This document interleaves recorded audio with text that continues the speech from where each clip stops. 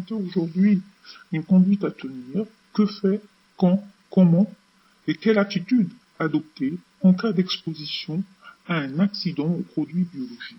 C'est un cours qui est très important. La conduite que faire est indispensable qu'elle soit maîtrisée par tout un chacun qui travaille dans un milieu hospitalier ou qui risque d'être exposé à ce type d'accident.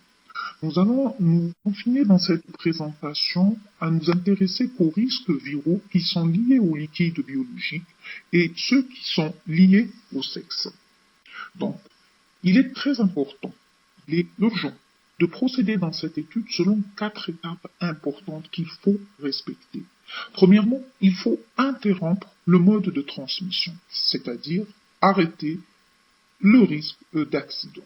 Pour cela, il faut initier dans l'heure une prise en charge basée sur un nettoyage de la plaie et une désinfection, et dans les 24 heures procéder à une déclaration, tout en recevant, après avoir été consulté et vu par un médecin, pour recevoir un traitement de post-exposition et surtout être sûr de son observance.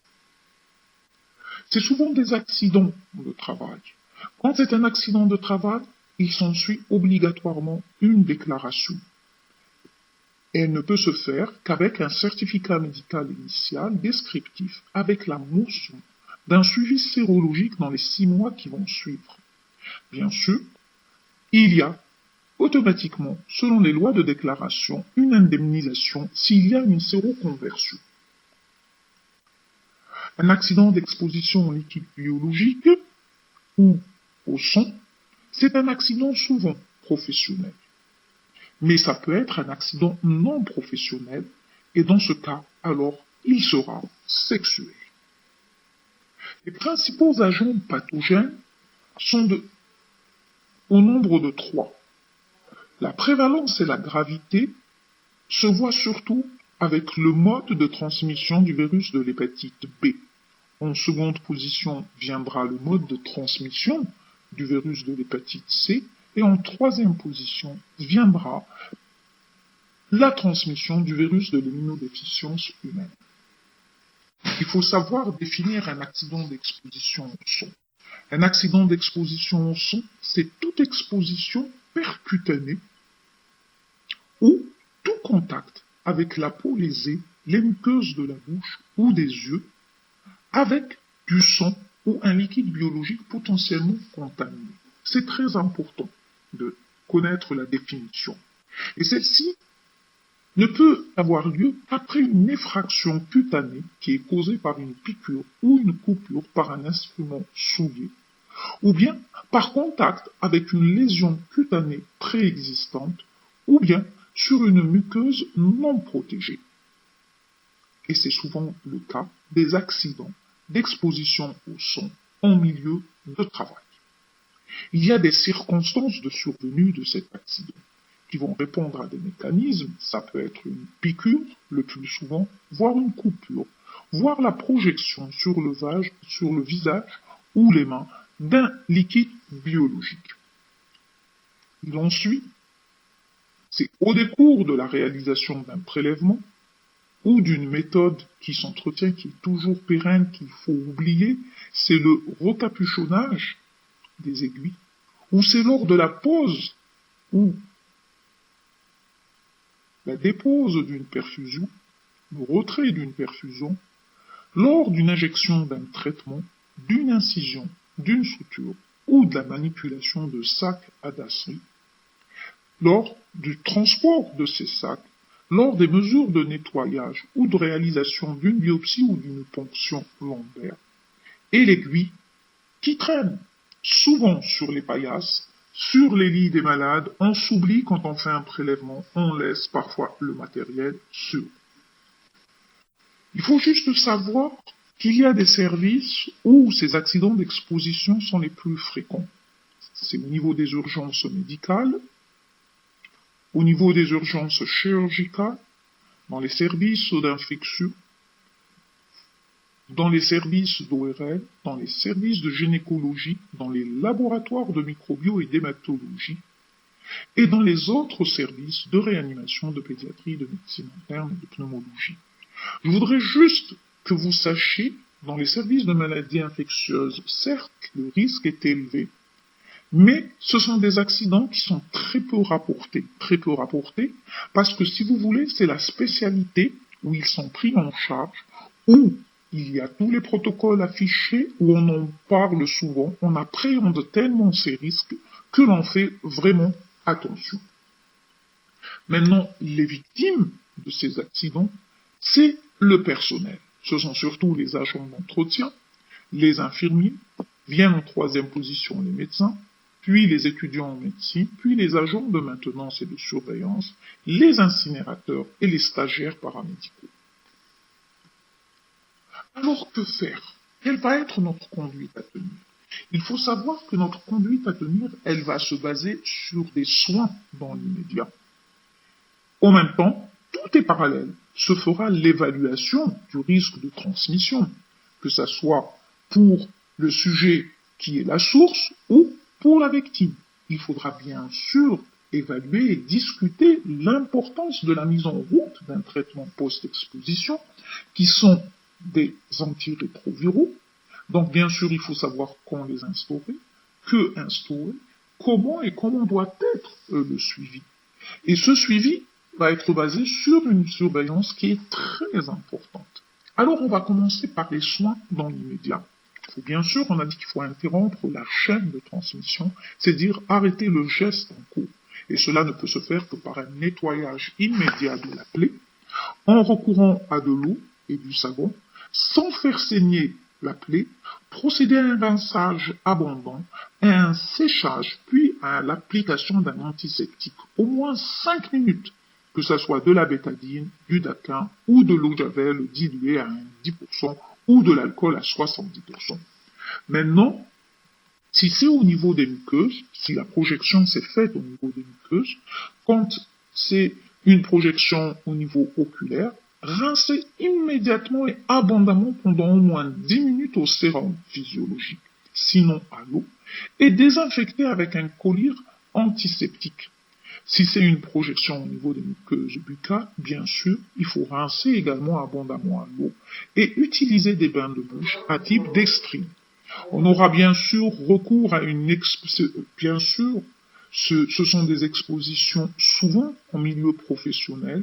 Elles peuvent se faire à partir de sang ou un autre liquide biologique, d'où l'importance d'un nettoyage à l'eau courante et à l'utilisation du savon. En seconde position, on va procéder à l'évaluation de ce risque de transmission. Nous avons dit qu'il faudrait qu'on procède d'abord à un dépistage de la source, bien sûr avec son accord, et secondairement à un dépistage à l'exposant ou la victime. Pour la source, il faut avoir son accord, qu'il accepte qu'on lui fasse une sérologie à la recherche d'un virus d'immunodéficience humaine, et en cas de positivité de celle-ci, il faut savoir il est à quel stade clinique, quel est le traitement qu'il reçoit qui est en cours, quel est son taux de lymphocytes, de CD4, et à combien est sa charge virale. Procéder également à une sérologie de virus de l'hépatite C, et en cas de positivité, rechercher s'il est en cours de réplication virale et en faisant bien sûr une charge virale, et faire une sérologie à la recherche de l'antigène HBS, de l'antigène HBe et des anticorps anti-HBe, c'est-à-dire dépister s'il est porteur d'un virus de l'hépatite B.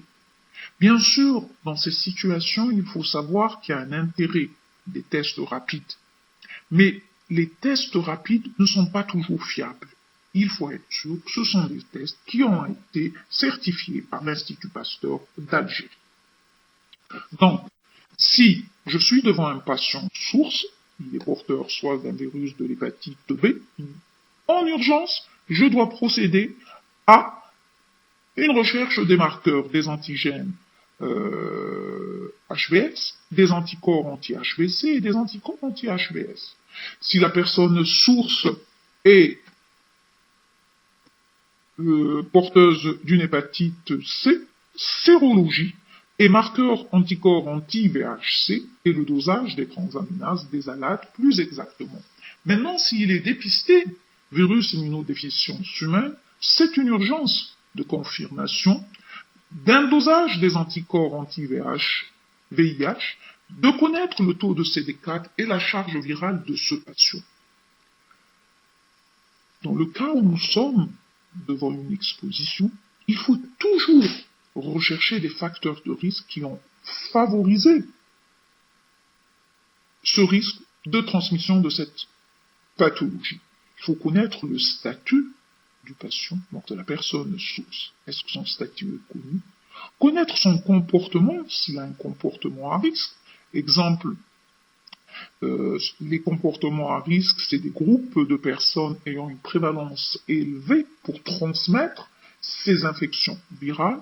Ce sont les professionnels du sexe, ce sont les hommes ayant des rapports sexuels avec des hommes, MSM, ce sont les personnes qui sont bisexuelles, qui ont des rapports aussi bien avec leur genre que le genre opposé, ou des personnes qui ont des multipartenaires ou des utilisateurs de dispositifs intraveineux. Il faut juste savoir qu'on les classe ainsi pour la transmission, le risque de transmission d'un virus de l'immunodéficience humaine.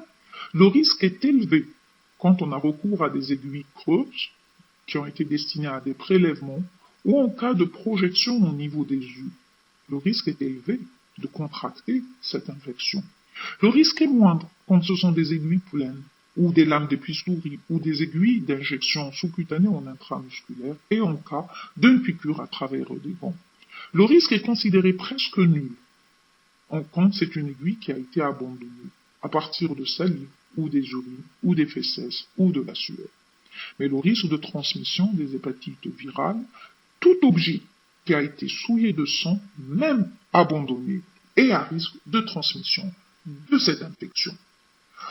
Pour le sujet exposé, c'est-à-dire la victime, il faut procéder à son dépistage. Donc on va dépister en faisant une sérologie VIH au plus tard dans les 8 jours qui suivent l'exposition en cas d'accident de travail, une sérologie VHC et une sérologie VHB. Donc on va chercher les marqueurs d'hépatite B. C'est important. Alors, si la personne n'a pas été vaccinée, on recherchera comme marqueur antigène HBS, anticorps anti-HBC. S'il y a une notion d'une vaccination chez le patient, on recherchera comme marqueur les anticorps anti-HBS. Comment on va discuter nos situations? Premièrement, si le patient source est un patient qui est suivi, connu ou risque suspect de présenter une infection à VIH. Il est urgent de procéder aux sérologies. Comment je vais évaluer et discuter dans l'urgence la réalisation de cette sérologie chez cette personne source? Il faut savoir que pour toute prise en charge thérapeutique rapide, efficace, chez un sujet séropositif, il faut prescrire une médication. On prescrit donc un traitement post-exposition et il faut qu'on connaisse cette traçabilité. Et celle-ci ne peut se faire que sur un suivi par un infectiologue, un référent. Si le statut de ce patient est inconnu, avec son accord, on pourra procéder à un test rapide, recommandé et validé par l'Institut Pasteur d'Algérie, chez nous, ou bien on procédera à la sérologie et on réalisera la charge virale et le taux de CD4 si c'est un patient qui remplit des conditions ou qui est à risque de par son comportement. On va discuter de cette prophylaxie qui va répondre à une circulaire de la Direction générale de la santé, qui est la circulaire numéro 3, 165, datant du 2 avril 2003. Et bien sûr, toute thérapeutique instaurée impose une surveillance biologique sérologique. Ce traitement post-exposition est imposé et il va reposer sur deux choses. Il va reposer sur le risque et la nature de l'exposition et sur le statut de la personne source. Il faut savoir que quand le risque est important ou modéré, que son statut soit positif du patient, que sa charge virale soit détectable ou indétectable, le traitement est recommandé. Et quand son statut est inconnu, le traitement est recommandé également quand le risque est important ou modéré. Mais quand le statut est positif ou inconnu, mais le risque est minime, le traitement n'est pas recommandé. Il va nous imposer une surveillance. Dans l'urgence, il va nous imposer une surveillance et un suivi de l'exposant. Alors, quand vais-je suspecter une infection à VIH chez un sujet qui a été à l'origine, au décours d'un accident, d'un risque de transmission à une victime? Parfois, il n'y a pas de symptômes. Voire, il a pu présenter un syndrome grippal sans aucune spécificité. Mais il faut toujours y penser devant tout syndrome viral aigu persistant, avec une fièvre de plus de 7 jours, parfois présence de polyadénopathie, voire de manifestations cutanéo-muqueuses ou neurologiques. Pour instaurer ce traitement, il faut savoir qu'il a un intérêt. Il aura un impact immunovirologique, un impact clinique, un impact de risque de transmission, il faut qu'il diminue ce risque, et un impact de risque de résistance. Donc il est important pour l'impact viro-immunologique de savoir que la mise en route de ce traitement va me permettre une meilleure préservation du système immunitaire, donc par un gain des CD4, en augmentant, en restaurant leur nombre et en réduisant de l'inflammation systémique chronique et en ayant une charge virale indétectable. Il va avoir un impact clinique en réduisant de la durée et de l'intensité des symptômes, en minimisant du risque de survenue précocement des infections opportunistes et en éloignant le plus tard possible l'évolution vers le stade SIDA.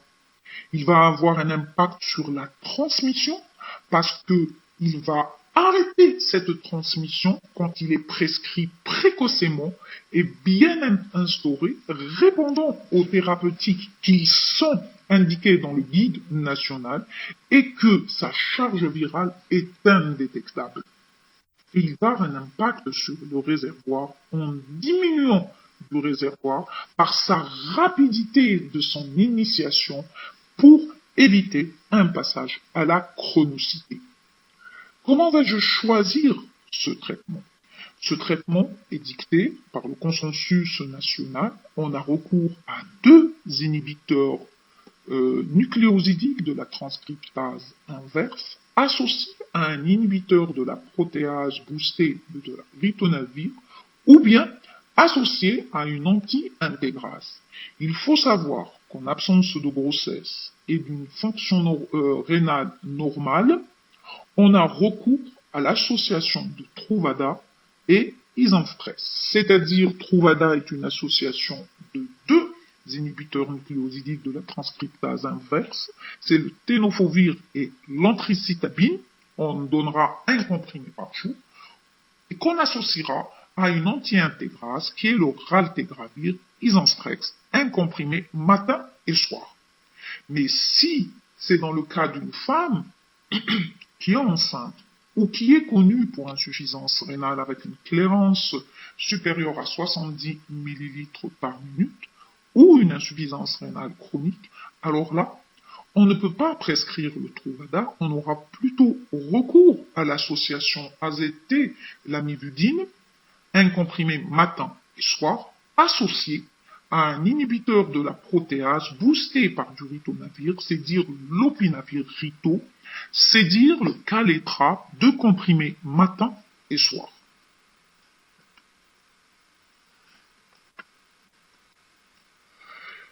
Pour mettre en route ce traitement, il faut savoir que le délai entre l'exposition et la consultation doit être la plus basse, c'est-à-dire l'idéal est de l'instaurer le plus précocement, dans les 4 premières heures suivant l'accident, elle doit être inférieure à 48 heures, cette prescription. Il faudra donc dépister précocement de l'infection et il faut savoir que ce traitement est réservé en prenant en compte l'importance de son bénéfice et le risque des effets indésirables. Il faut savoir qu'il est réservé aux situations à risque qui ont été identifiables d'un risque de transmission d'un virus de l'immunodéficience humaine. Ce traitement va permettre de réduire les risques sans supprimer totalement ce risque qui est potentiel, tout en sachant que les échecs sont possibles. Ils ont été rapportés. Il va nous imposer une observance de sa prise, et celle-ci est très importante parce qu'il est important de rappeler qu'il est conseillé aux contractants, c'est-à-dire aux personnes victimes qui ont été exposées à ce risque, qu'en cas de rapport sexuel, il est indispensable de porter des préservatifs ou l'idéal est de carrément ne pas avoir de rapport, ça serait mieux jusqu'à ce qu'on connaisse son profil sérologique, ainsi que les dons de sang. Les dons de sang seront autorisés jusqu'à qu'on connaisse le statut définitif sérologique de l'exposé de la victime. C'est-à-dire la victime, si elle a l'habitude de faire des dons de sang, elle devra s'abstenir tant que son profil sérologique n'est pas connu, son statut n'est pas confirmé. Premier mois, troisième mois. D'accord ? Il faudra bien sûr, après, procéder à une évaluation des autres risques infectieux. Il n'y a pas uniquement le risque de faire une infection à VIH, il y a le risque de présenter une hépatite B, le risque de présenter une hépatite C et les autres infections sexuellement transmissibles. Une fois qu'on a procédé à cette évaluation, il faudra bien sûr déclarer cet accident de travail à sa tutelle, à sa direction, dans les 24 à 48 heures, accompagné d'un certificat médical descriptif initial. Les modalités de surveillance seront en fonction du risque virologique. Si la sérologie HIV du patient source est négative, il n'y a pas de surveillance. Si elle est positive ou inconnue, il faudra procéder à une surveillance sérologique à J0, M3, M6 et rechercher une possibilité de séroconversion chez le patient. Il faudra procéder à une surveillance biologique obligatoire, et cela ne peut se faire qu'en ayant réalisé dès le départ un bilan initial, avant le 8e jour, en faisant une formule numération sanguine, un dosage de la créatinine, des transaminases, une sérologie, bien sûr, à la recherche d'un VIH, à la recherche d'une hépatite C, d'une hépatite B, avec dosage des marqueurs antigènes et anticorps HBS, s'ils sont inconnus. Il faudra procéder à un suivi, si la sérologie est positive, par un bilan de tolérance J14 et J28 avec une sérologie à la 6e semaine et à M4 après prise d'un traitement prophylactique sur 28 à 30 jours. Il faudra procéder à un suivi de l'hépatite C s'il y a eu un risque, donc un dosage des transaminases et des sérologies à M1, M3 et M6. Pour le suivi de l'hépatite B, elle sera en fonction des risques et si le malade a bénéficié d'une vaccination. Donc, notre suivi et notre surveillance vont être obligatoires. Il y a un traitement qui a été instauré dans le cadre de l'urgence, il faut bien le surveiller. Donc, ils peuvent avoir des effets secondaires. L'idéal, c'est que le malade soit pris en charge dans un service d'infectiologie pour une meilleure traçabilité, donc un service de référence en maladies infectieuses. Une surveillance aussi bien du patient source, s'il est inconnu et dépisté, positif, et de la victime, si elle a contracté. La durée de ce traitement post-exposition ne doit pas dépasser les 30 jours, il est de 28 jours en réalité. Il faut bien sûr évaluer le risque, de le maintenir, de le modifier ou de procéder à son arrêt. Quand le patient source est à sérologie VIH négative, c'est-à-dire la sérologie nous arrive légèrement en retard et dans le cadre de l'urgence, on a instauré ce traitement, ou quand la charge virale est indétectable et qu'elle est tolérante.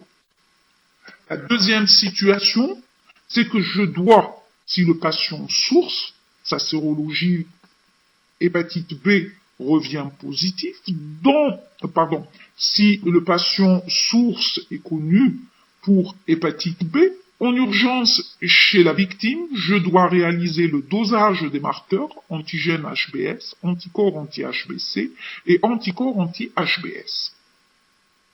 Ce traitement, dans le cas de cette exposition à une hépatite B, il faut connaître que la prévalence de la transmission est plus élevée avec le virus de l'hépatite B dans le sang et par voie sexuelle que le VIH.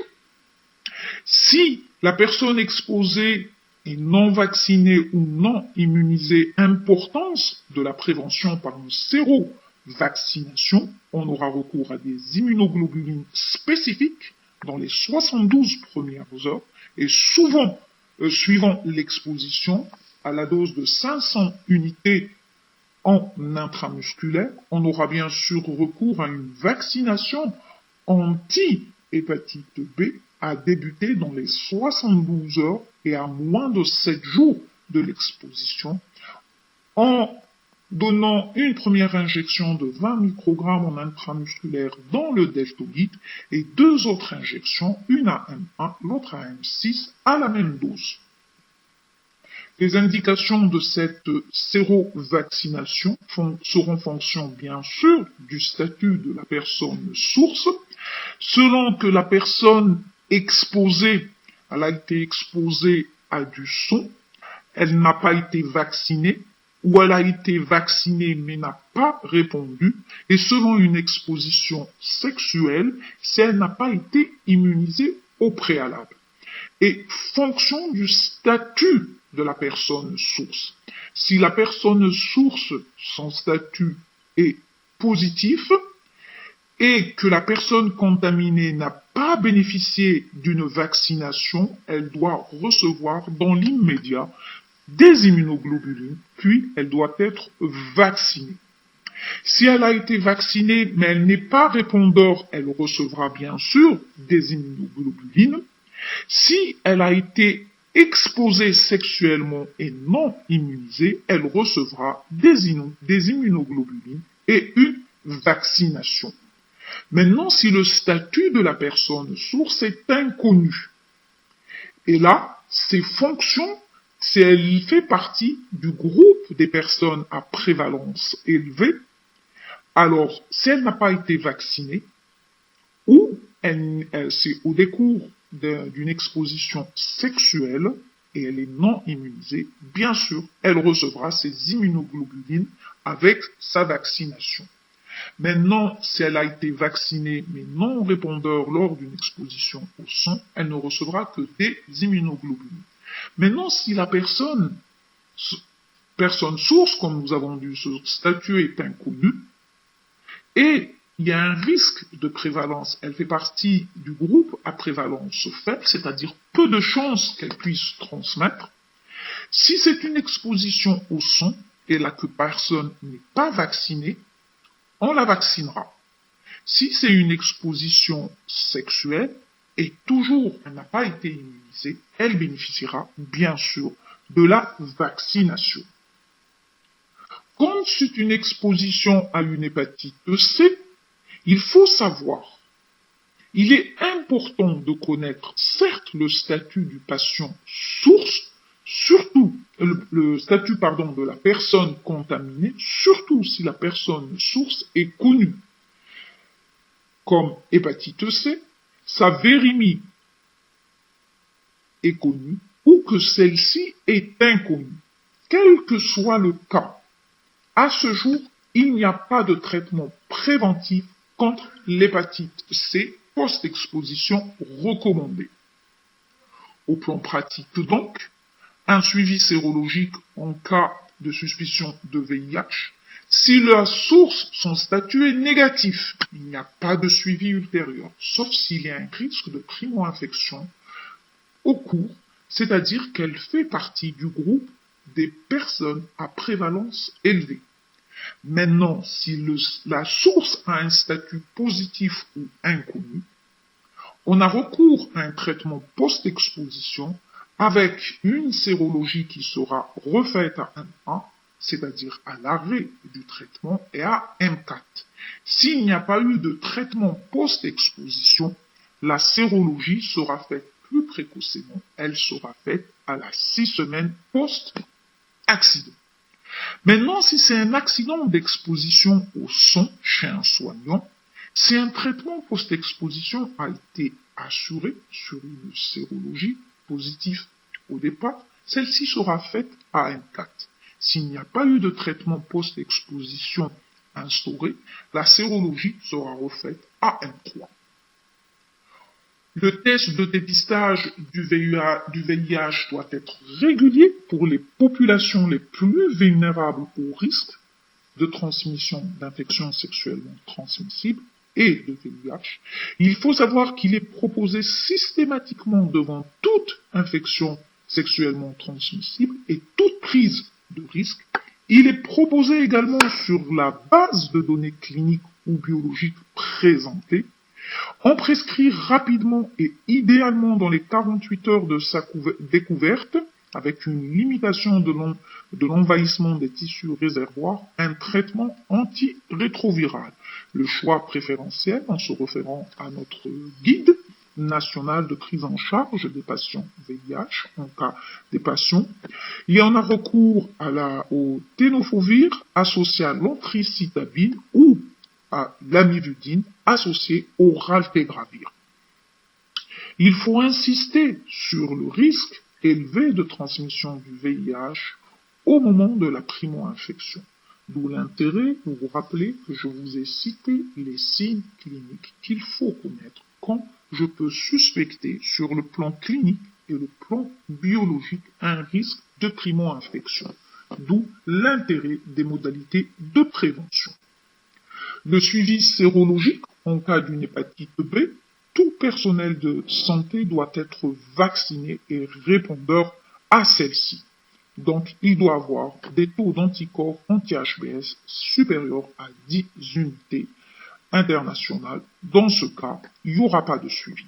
Maintenant, si ce taux anti-HBS est inconnu au moment de l'accident, à J0, on réalisera les marqueurs suivants: dosage des antigènes HBS, des anti-HBS et des anti-HBC et dosage des ALAT.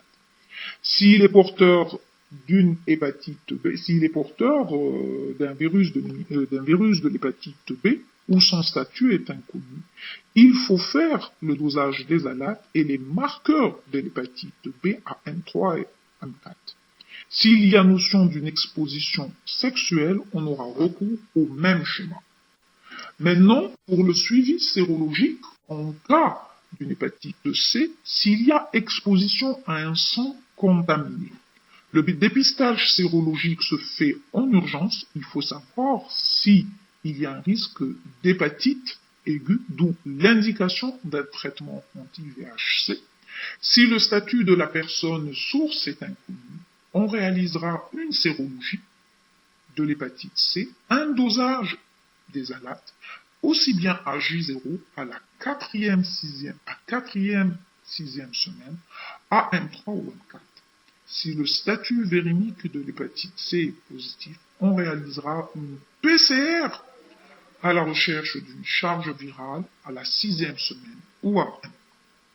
Si l'exposition sexuelle avec un partenaire a vérimie d'hépatite C ou qui a un statut inconnu, il est recommandé, s'il y a eu un contact traumatique et ou sanglant, un rapport anal réceptif ou un viol, que cette sérologie soit réalisée. Il est important de connaître les critères de séroconversion professionnelle qui vous permettent une indemnisation de par le fait que ce soit un accident de travail.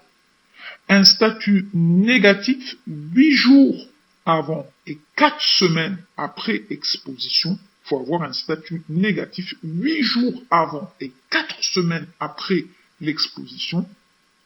VIH anticorps anti-VH négatif. Pour le VHC, anticorps anti-VHC négatif. Pour l'hépatite B, c'est les antigènes HBS et les anticorps anti-HBC négatifs. Dans ces cas, on parle d'un statut négatif. Quand on a des sérologies 8 jours avant l'exposition et 4 semaines après l'exposition. Mais on est confronté à une séroconversion du VIH ou d'un virus de l'hépatite C ou d'un virus de l'hépatite B entre la 4e semaine et le 6e mois. Si nous avons une sérologie VIH avec anticorps anti-VIH positif, si on a VHC, apparition des anticorps anti-VHC, et si on a apparition de l'antigène HBS ou des anticorps anti-HBC positifs. Dans le cadre des accidents d'exposition au son, la prévention est de règle. Comment on peut prévenir ce risque d'accident? En ayant un travail très organisé, en ordonnant ses gestes, en portant des gants s'il y a un contact avec du son ou des liquides à risque, en portant des lunettes et un masque chirurgical s'il risque de projection, de ne jamais recapuchonner les aiguilles après usage, malheureusement fréquemment c'est fait par le personnel. Il faudra toujours recueillir les objets piquants et coupants dans les conteneurs à disposition. Décontamination des surfaces de travail en cas de souillure.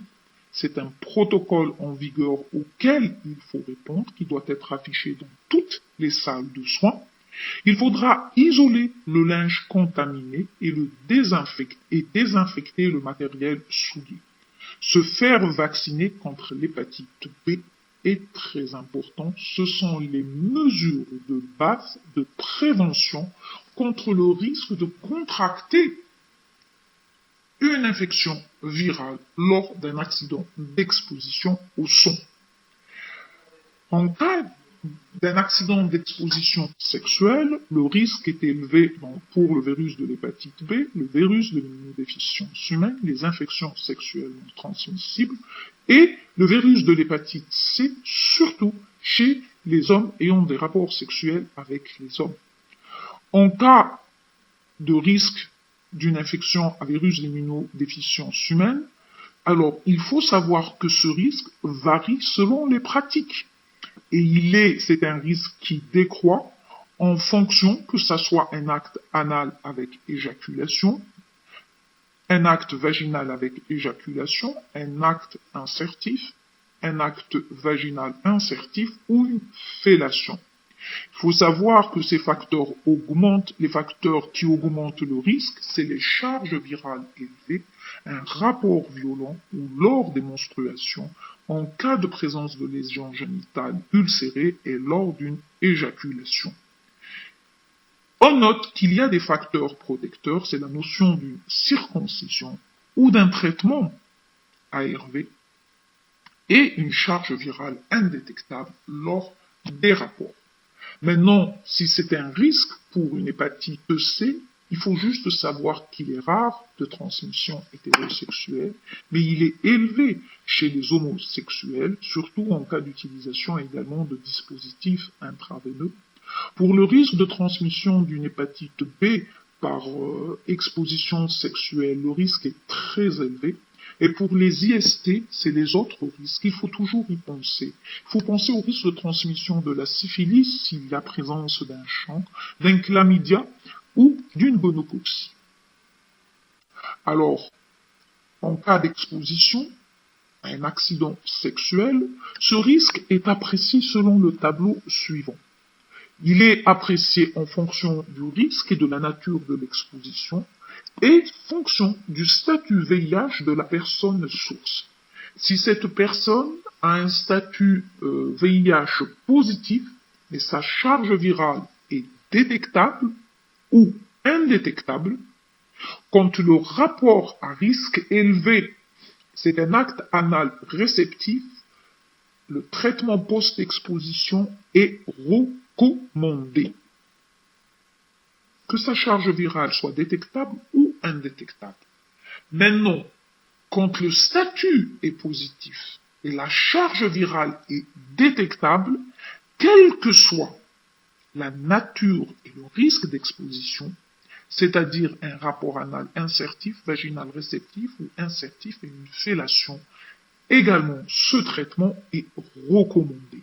Alors qu'il ne trouve pas son indication quand la charge virale est indétectable.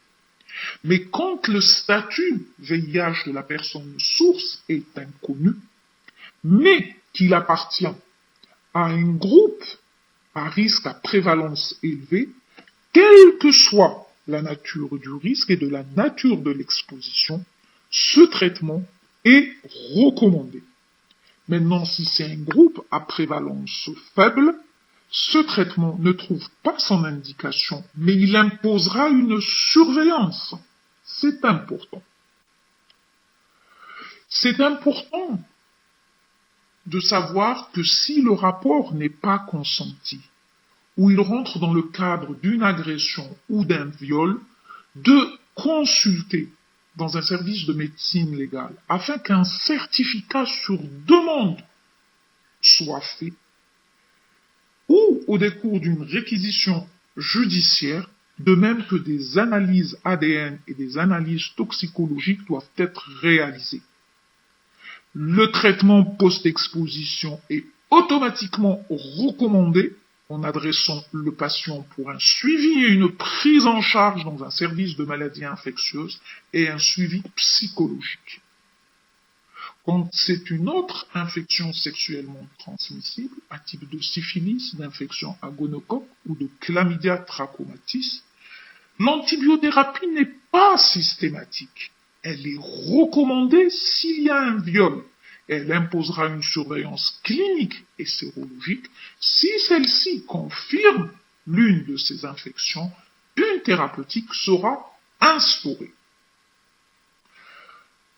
Chez les utilisateurs de dispositifs intraveineux, les risques de transmission virale sont élevés pour l'infection à VIH. Ils le sont de même pour le risque de transmission de l'hépatite B et de l'hépatite C.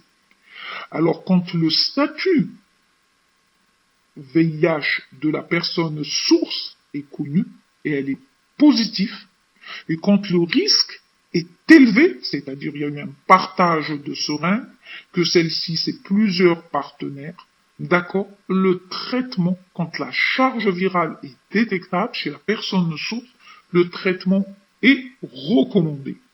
Et il est de même recommandé quand le statut de la personne est inconnu. Mais quand le risque est moindre et intermédiaire, que le statut soit positif ou inconnu, le traitement post-exposition ne trouve pas son indication.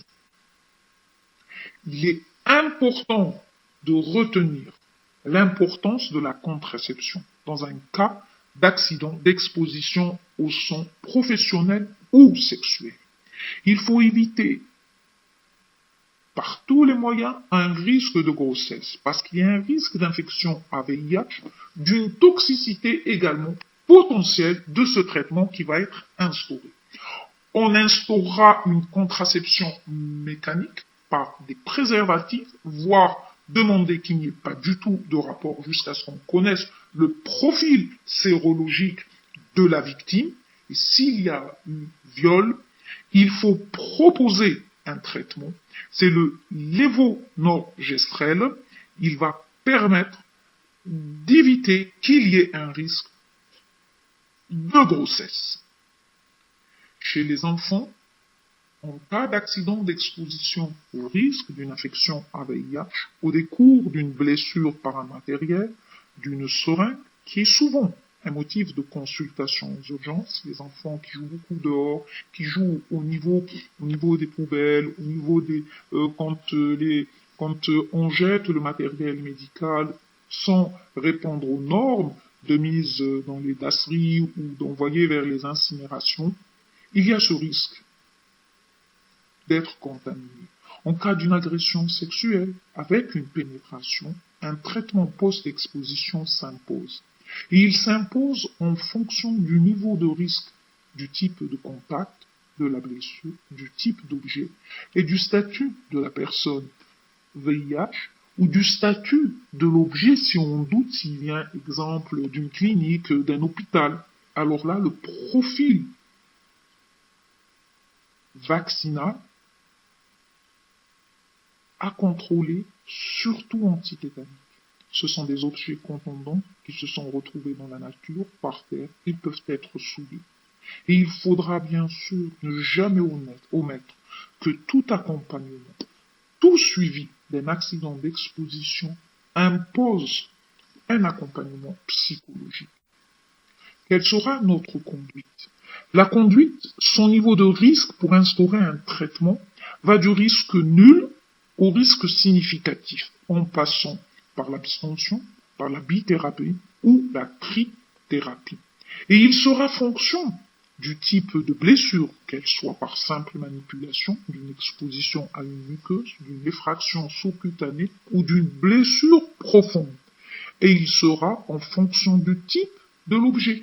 Si c'est un objet non blessant ou un objet blessant mais non destiné à la collecte de sang, exemple un rasoir, si c'est une aiguille creuse et récemment utilisée, et il sera en fonction du statut VIH de la personne qui a utilisé ce matériel ou qui a été à l'origine de l'exposition, si celui-ci est indéterminé ou il n'y a pas de facteur de risque a priori, où il est indéterminé mais avec un facteur de risque possible, il y a une notion qu'on retrouve d'une toxicomanie, où il a été infecté et traitement antirétroviral qui a été instauré chez lui a été efficace, où il a été infecté mais pas de traitement antirétroviral, où celui-ci a été inefficace. Dans toutes les situations, le traitement post-exposition est obligatoire quand c'est un objet qui est blessant, mais non destiné à la collecte du sang, et quand le statut est indéterminé, mais avec des facteurs de risque possibles d'une toxicomanie, là, un traitement post-exposition s'impose. Et bien sûr, tout thérapeutique instauré impose une surveillance, une tolérance et une observance de celui-ci. Pour le professionnel de la santé qui a été victime, je vais finir en disant ceci. Un accident d'exposition au sang est généralement très anxiogène et il est mal vécu. D'où l'intérêt d'une bonne gestion et d'une excellente prise en charge psychologique. Il faut savoir qu'il vaut mieux traiter par excès que par défaut. Il faut également savoir que tout accident d'exposition à des produits biologiques impose une déclaration, nous impose également une plus grande diffusion des protocoles de prise en charge et l'importance à transmettre de la consultation post-accident dans l'immédiat et pas en retard, car tout retard peut être conséquent. Il est important de promouvoir le port de gants et de lunettes, de lutter contre les mauvaises habitudes qui malheureusement perdurent et de permettre une disponibilité de la sérothérapie hépatite B dans tous les centres et la disponibilité des sérologies. Je vous remercie